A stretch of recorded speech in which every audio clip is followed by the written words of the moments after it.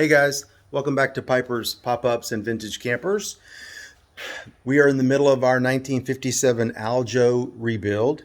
I want to show you the progress we made. I think the last time I posted, we had completed the walls and we have the plywood put up. So this is obviously the back side of the walls. This is the kitchen side.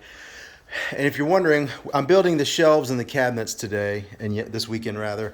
I've got this one finished yesterday. This is going to be over the dinette, and it's going to have two sliding doors. I don't have the doors down. They use the particle board with like Formica. We're going to do some plywood with matching Wilson art. And there's the back side of it. So this just sits in the end of the camper over the dinette in that curve, and we'll be shelving for there. I debated about covering the framing, the original, which is out there. It didn't do it, but I think I'm going to keep it as close to original as possible. It helps, I guess, on the weight. I just don't love the look of that, but where it's going to be placed up above, you won't see it.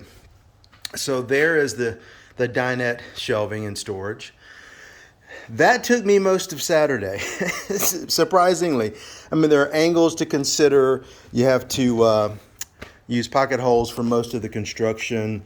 I had to route out from the original. It was tougher than I thought it would be, but it's going to look nice. And again, we're going with this natural polyed plywood. We're not going to go with the yellow amber or amber, whatever people love.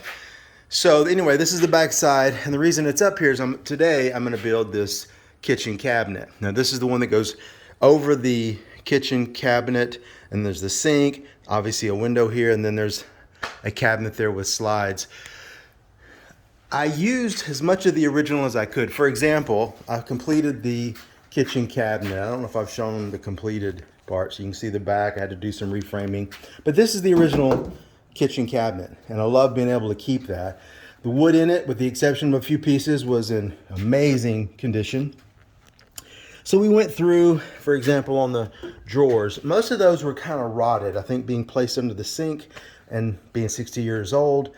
Not rotted, but there was like a black. So we went through each drawer, sanded each piece of wood, and then painted a nice white paint inside the drawers rather than leaving it natural.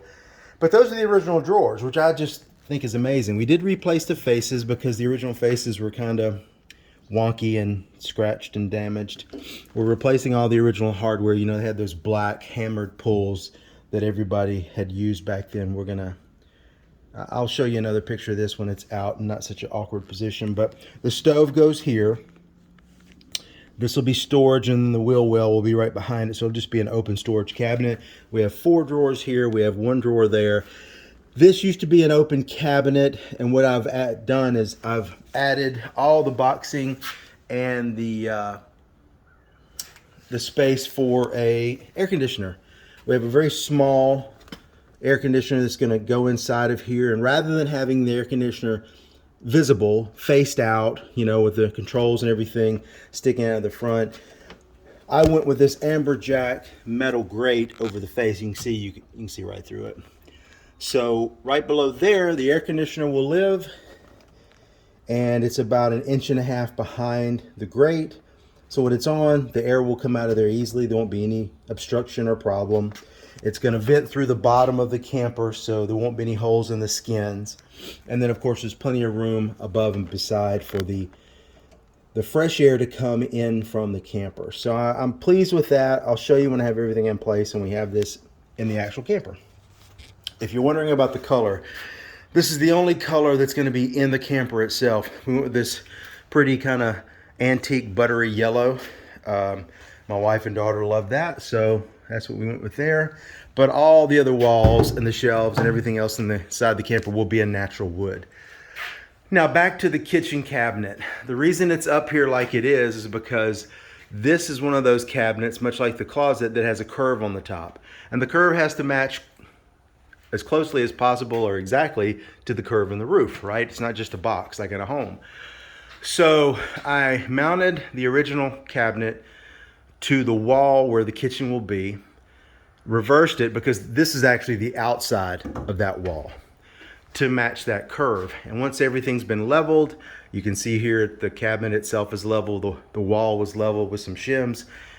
We found out that this end of the original cabinet would stick over about that far, maybe an inch.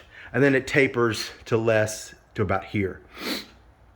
Now, I could easily just trim that inch off, curve it to the middle, sand it down, rework this in, and we're good to go. And I haven't talked myself out of that yet. The problem is we're not sticking with this color, so this would all have to be sanded to match. We're certainly not sticking with these old nail heads being visible, etc., etc. And then the underneath, they use some cheap plywood. So I say all that to say this. I'm gonna rebuild it, but I'm still gonna use this as my model. It's great to have these original pieces left behind. There'll be a light mounted here eventually over the sink, but I'm gonna leave it intact, but I'm gonna start over with new material, pine. Now what I have been doing in some cases, like these braces, this is the original wood. This is the original cedar that they used. And if you know anything about wood, you know that cedar's lighter than pine, so it makes sense that they used it. But it was probably more plentiful back then. Nowadays it's more expensive. It's not as, the quality of the wood isn't as great. It's pretty, but so I'm using pine. So that's my project for today. I'm going to rebuild this kitchen cabinet. I'm going to reface it with the plywood that we're using. And in most cases, if not in every case, have to use all new framing. But I'll give you an update on that tomorrow when I'm done, hopefully. Fingers crossed. Thanks.